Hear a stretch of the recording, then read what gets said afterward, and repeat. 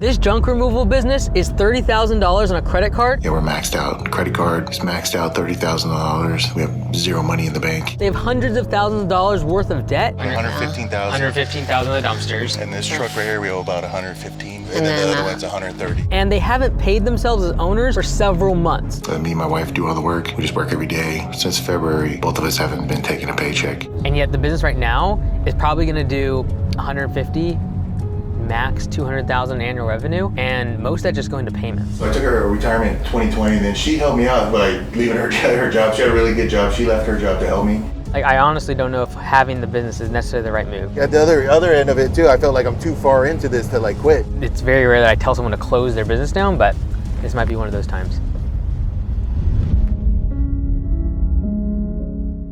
Thanks for letting us come out. I appreciate it. What was your name again? Christina. Christina, good to meet you. I'm Clea. Clea, good to meet you. What's up, buddy? How's it going? Fist bump? Let's go. What was your name? Jesse. Jesse, good to meet you, man. How long ago did you guys start your company? You know what? 3 years ago. Yeah, it's gonna be three. This week will be 3 years. We'll have on June 28th will be our 3rd year mark. And do both of you kind of do it then together, like all the time? Sometimes I can do the jobs by myself, but a lot of times, like, moving like furniture, so Right. Christina goes with me. How do you guys like working together? You know what's really cool? Like before when I was working at law enforcement, I always worked like nights, and I was a truck driver for a little while, but I always had night jobs. So And I had a day job. so we never see each other. So now we get to spend time. We can, like, if nothing's going on, we can go take a break, go get lunch somewhere. I know, it's nice, yeah, it's nice to just take a lunch break. Go places, like while the kids are in school. First started out, we have a Ram 3500 up there. Yeah. And we had a trailer. Everything was good because I bought 10 dumpsters from Texas. I paid cash for all of them. I paid cash for our truck. So everything was going good. And then a contractor called us up and he was like, hey, we need 15 to 20 dumpsters. Can you handle that job? And we're like, yeah, absolutely. So bought the Freightliner right away. Bought another 15 of these dumpsters. Whoa. Usually I don't like to have more than 30% of my annual revenue coming from one customer. Although it's nice to have big contracts and whale of customers that bring a lot of revenue. What happened was everything slowed down. So like instead of having 15 dumpsters out, that same contractor we only have like 6 out. It's also a massive risk to the business because if they were to ever leave, you could have already hired people, bought trucks and equipment, and built the infrastructure required to support all of that extra revenue. And once that customer leaves, you're now stuck paying for all the overhead. We started off as lightweight RV rentals. We were renting RVs out of our house. We rented a trailer to a fireman, and when his off time, he was doing junk removal and renting out these dumpsters. And as soon as he told me what he was doing, I was like, I'm hooked. So what we did, we sold all our trailers, and then we bought our first roll-off dumpster truck and started renting out dumpsters. And then, so there's 28, a mix of kind of this size and then a largest size one. And what do those rent out for usually? So our smallest one, we have a special one right now. We're trying to rent it for $3.99. And that's per week or month? For a weekly rental, up to 1 week. Got it, okay. And then this one is our medium one. It's $675. $675 for this one, this 15-yard. And we rent it out for 1 week. And then we include 1 ton into the price. Into the price and of our it? largest one's a 20-yard. We rent that one for $795. So if we had 15 of them, we're making $15,000 a month just on that one contract. Wow. So everything was good. And then when it went down to $6,000, and then it kind of, that's when we started running a little bit more issues. Now it's like the price of dumpsters, what people pay for them, the customers, it went down a lot. So I feel like we always have this argument because I feel like we're overpriced. And she's like, no, don't go down because what happens when we're— Good job, let's go. Yeah. I was like lowballing a lot. I don't know why. I'd go to a job and they're like, how much for this? And I know it's like a half load. It should be like $400.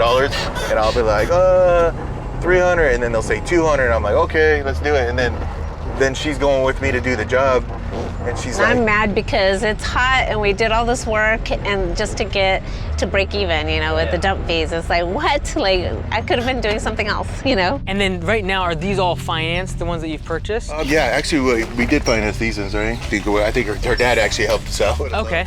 Yeah, so we make payments to him for all our dumpsters. Yeah, we took a loan out, then he gave us the money so we didn't have to worry about the financing on it. Working with family certainly has its pros and cons. On the upside, you can usually trust that they are going to have your best intentions at heart. she tracks all the numbers, so I'm always asking her like, hey, did this get paid? how much money do we have? You know, it's just a lot of pressure on her. And they're not looking to undermine you or the business, especially if it's your spouse, because it would directly impact them. Will and I are like total opposites, you know, and you know, I'm the scheduler, I'm the organized one, I'm the one that's like very, you know, I have to know what's planned, you know, for the next week. And he thrives with like last second stuff, you know. The downside is that when there's hard times in the business and decisions need to be made, it can be very difficult to separate the personal relationship from the business relationship and come to the right conclusion for the business. Because I forget that she does more than me, actually. She has to go with me, plus do all the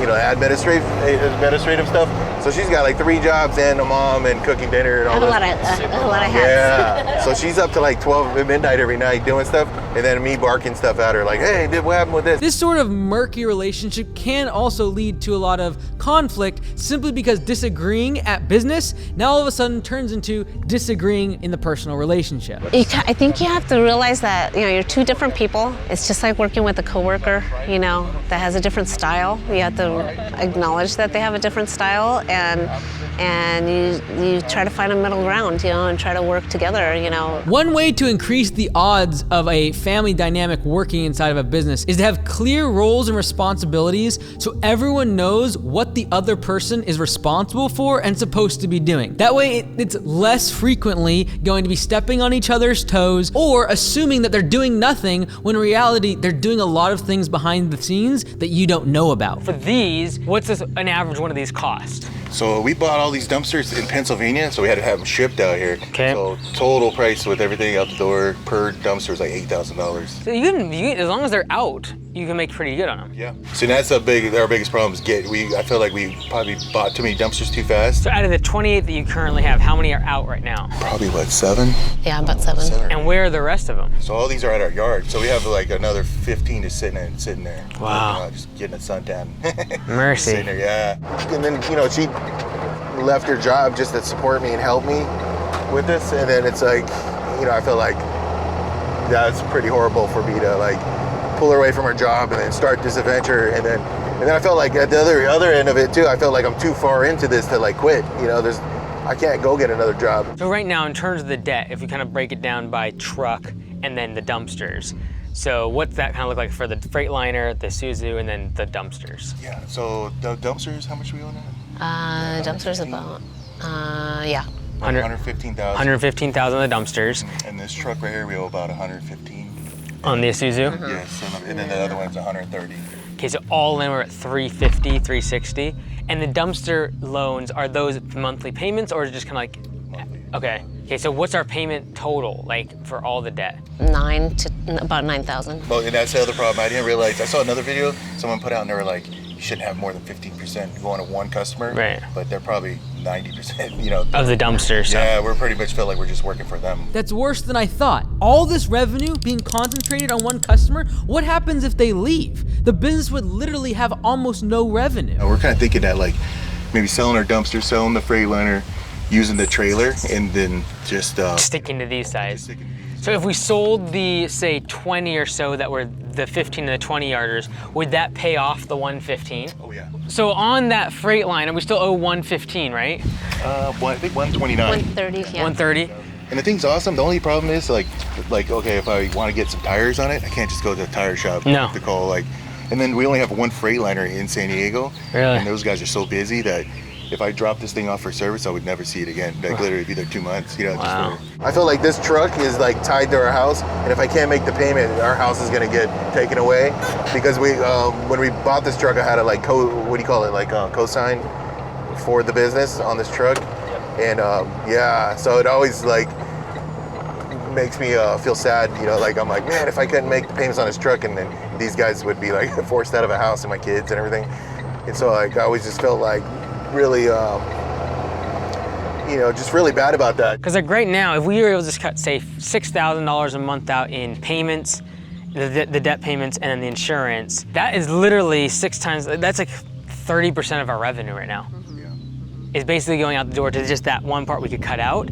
And then if we can still maintain 60, 70% of the revenue that the dumpsters are bringing in by using the trailer, I think that's probably a good move. Get rid of the massive Freightliner to get rid of a bunch of debt. That'll also bring down your insurance costs a lot, and then you can zero in on like a few of the services that are higher profit, more frequent, and they can go after marketing to get their own leads and generating buzz from these contractors and getting jobs without spending so much on marketing. Where's your mind with the business now? Like where are we at right now in terms of just even like your desire for the business? So I took her retirement in 2020, and then she helped me out by leaving her job. She had a really good job. She left her job to help me. She does all the administrative stuff.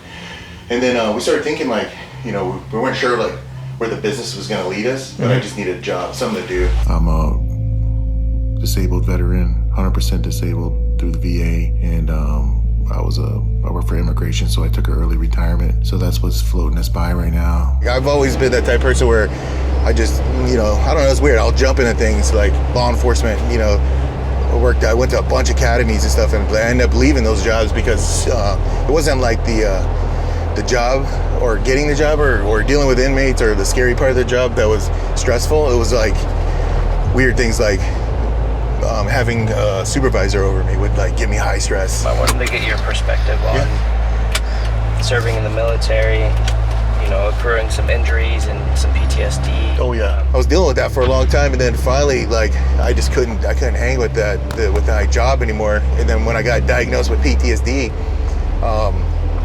I was like, man, I knew something was wrong, but I just couldn't put a finger on it. I've done a lot of research and stuff that's helped me with understanding, like anxiety and PTSD and stuff like that. Kind of like the fight, flight, or freeze. Pretty much, I found out that's exactly what it is. Like, you had some traumatic incident.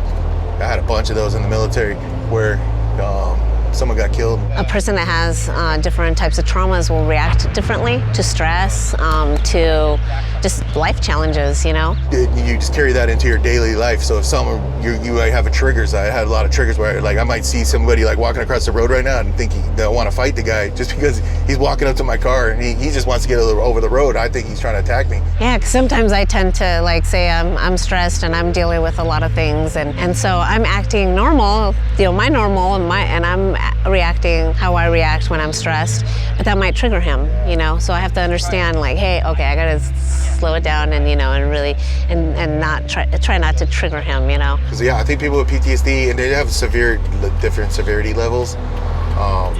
And then the thing is too is like we just don't want to talk about it because you don't want to feel like abnormal. They might look happy and they might look a certain way, but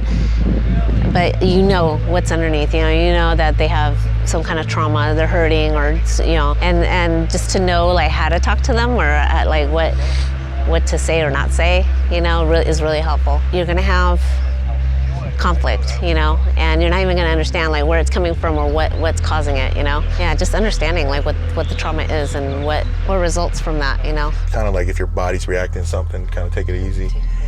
Yeah, so pretty much that's why I say like this is pretty much my... a lot of times I have to go with him. Yeah, so she's like my caretaker a lot of times. Yeah, if he has like anxiety or something, like about going to a job site or something, then I go with him. Because it makes him, reassures him, I guess. Yeah, and some days I'll be like, hey, you talk to the customer, I'm just gonna load, just kind of like... And it's weird, it passes, it goes through, So, but I know now it's a cycle and it's like, it comes and goes, but it's like... But I think that's the biggest thing, just understanding what it's about, what it is, and then you can get help for it. I don't know, after those 4 months came and it got really slow, I'm kind of like gun shy for this next season coming. And I'm going, man, it's a good time to, it's the season to sell stuff if we are gonna sell it. And then just do more junk removal. Maybe hire somebody later down the road for help with junk. Because here's the thing, we could play defensive, but also keep in mind, like if you look at the entire dumpster market in this area, or like your serviceable area, you probably control all of 2% of it. If you want to go on the offensive, there's definitely a route to do that. And that is like, how do we take market share? How do we get aggressive with going to these contractors, meeting up with them, really, going a whole different route here? Yeah. Or do we do the more defensive measure, which is we sell everything and get rid of it? I think we'll be on the offensive, and then and I think we're gonna work on it aggressively. Well, this is the thing, you have a very fixed expense business with the bins, which means you've already paid for them. it doesn't cost you a single penny more to get them sitting on someone else's property versus your own. If I was you and I was going offensive with the dumpsters, I would be give them for free. You pay for debris only on their first visit. Like, you get your foot in the door. For the next 2 weeks, I'll give it to you free. It's $1,500 value. I'm giving it to you for free. The only thing you gotta pay for is the 6 cents per pound. They'll take you up on it. I'd rather the bins sitting at their property than at your shop. Get the bins out of here. We gotta stop storing them and literally paying for the storage for them to sit here and make absolutely no money. At the very worst, get them off the property and to customers' properties for free. Like, give them the bins just for the sake of advertising the business. And then you literally just need 2 more people like you currently got. You're going after, a $3.99 person, minus out your time and fuel and all the rest of it. And if you pay 50 or 80 bucks for the lead by the time you pay Google and then 50% close ratio or whatever, we're just not gonna be able to make money on that. Yeah. Whereas these contractors like that you currently got, we just need 2 more of them. I promise you there's other contractors just like him in this area. We have everything we need and all the experience. We just gotta get out there and do more work, just do more of it. And like what Mike was explaining, it was awesome because dude, he kind of knows exactly what he was saying. He knows what he's talking about as far as working with contractors. That's where the real money's gonna be at for us, I think. And yeah, I'm excited. I really want to take everything he's saying and implement it and then see how, and just watch it grow. Feels like we've been leaning on SEO, but contractors aren't leaning on SEO. They're leaning on the person they used last time. B2B stands for business to business. In other words, they're gonna go after contractors. The alternative is B2C, business to consumers. Consumers are the residential customers that might do one-off projects. Now, although there's probably tens of thousands, if not hundreds of thousands of B2C customers they could go after, there's probably less than a few dozen businesses they could go after. That's why a lot of times people will default to going after B2C is because there's just so many more in volume of those customers. However, if you get these larger customers, they're gonna be better paying, they're gonna be less price sensitive, and if they can lock in 4 or 5 or 6 of these contractors, they could literally double or triple the revenue they're currently doing on the bins. That's a tough market to break into, and it seems like most of our dumpster business was built on one contractor. Well, this is the other side of the coin. There's other contractors out there. If you got 2 more like that, you have a really profitable business. Right. Well, I believed in him. I believed that he had a great idea, and and it would work.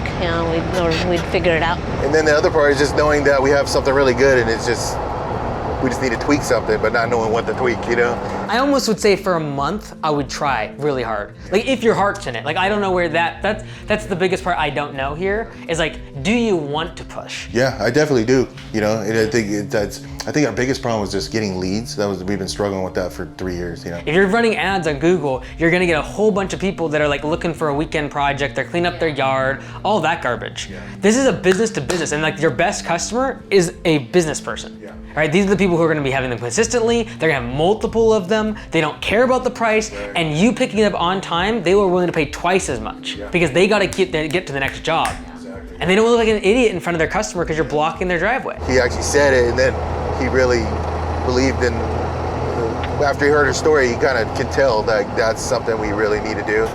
And then now it's super obvious. It's weird to it. Now that just because he said it, it seems super obvious now. That is the path, I also think that just even from a longevity standpoint, the dumpsters, from just as you get older, is a great business. Yeah. The junk removal, I'm gonna guess it's tough on the body. Oh yeah, especially right now in the heat and everything. Yeah. Go out there, my knees are shot. And I'm like I said, I was a disabled veteran, so I got back problems, knee problems, arm problems. And she doesn't want to do it. Exactly. With us spending time, like we said, having lunch or breakfast, or talking about what we plan on doing with the business and that's the thing. They say 2 heads are better than 1. It's true. There's still people building. There's plenty of builders. It's just we gotta get our foot in the door with them. If you just said we're gonna give you a free dumpster, all of a sudden you get their attention. Yeah. And that's gonna cost you basically the fuel and maintenance on that truck. Your labor isn't gonna cost anything more. You're doing this anyways, right? We're either sitting twiddling our thumbs or in the truck. We already have the bins. Yeah. Because you could even on the side of your dumpsters put Because every time a dumpster's sitting there next to a construction site, every other contractor's taking a look at that job site. It could just be like, hey, get your first week free. And we noticed that too. Like if we're just driving around to the dump, like one day I'm like depressed. I'm like, oh, nothing's happening. She's like, go dump some dumpsters. And then they see us driving down the road and next thing I'm getting calls. We'll take the Suzu truck and then advertise, you know, and sometimes we get jobs by just going out to lunch. Yeah, We'll park actually somewhere. we've Yeah. gotten a few, yeah. And getting some breakfast, and he was like, hey, I always see your truck here. He goes, are you working right here on the job? And I'm like, yep, we're eating breakfast.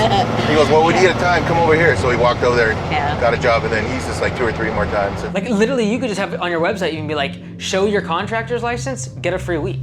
Then you're Oh, there you getting go. contractors. I like that. The person who's paying all of the bills right now is a contractor. We got to get the dumpsters on people's property. Because I just need those, like I would, if I was you, I'd think almost like your shop doesn't exist. The dumpsters have to be on people's property. Okay, and then oh, there. Hey. Yeah, it's been crazy. It was Yeah. so weird. You know what? We've been we called up all our contractors that have already been working with us, and the ones that we haven't heard from for a while. I was like, hey, what I told them was like, hey, we're doing this thing where every 6 dumpsters is free, and we're like, hey, you looks like you guys are due for a free dumpster, and they're like, all right, cool. So we sent a couple out like that, and then just got them back in the pipeline working with us. And then a couple new ones, we said that we're like, hey, we have a free dumpster for you. You just pay what I was, because at first I didn't know how to say it, but I kind of got it down to where it sounds pretty cool. Where I just like, I'm like, hey, I have a free dumpster for you. We'll take, you just cover the dump fees. We'll take care of everything. So I'll tell them straight up. I'm like, once you use this, you're gonna be, you're gonna realize what you've been missing. You know, what you've been missing out on. And so I'll say something cocky like that. You know, so then they go, okay, this guy really thinks we're gonna use this dumpster. Weird. Like we had like 3 schools right now we're working with that are doing Yeah, it's solar weird. panel parking lots. And they've never Yeah. called us before. Like Yeah. like schools have never called. You know, contractors Yeah. that work with schools have never called us before. So it was weird. Yeah. So we just dropped one this morning actually over here close to a city close to us. We put one in there for a contractor, and yeah, just recently another one. Yeah. So it's like at least 3 businesses so far. So. And it started with that one giant one. What 3 days after you guys came here? Oh yeah. It was crazy. It was just after that, it's been like one after another. Oh my gosh, I'm like the most reserved person. I don't like to be on camera. I don't like pictures or anything. But no, I mean, you guys have made us feel real comfortable. They're just real life questions, you know, about our business, and just it's been a great experience. You guys definitely make us feel comfortable. A lot of contractors. It was kind of amazing because I'm like, wow, now it's like, it's kind of like one of those things like, when I say you buy a car and then now you see it on the road everywhere you go. That's how it feels like. Now once we said, okay, we're going to work with contractors.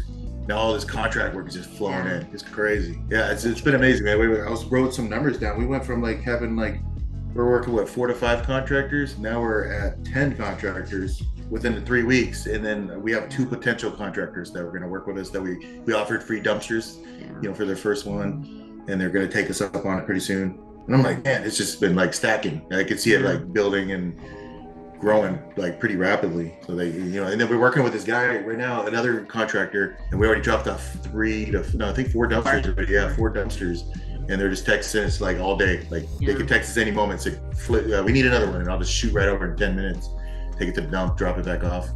We did 2 yesterday. Yeah, so it's been pretty cool.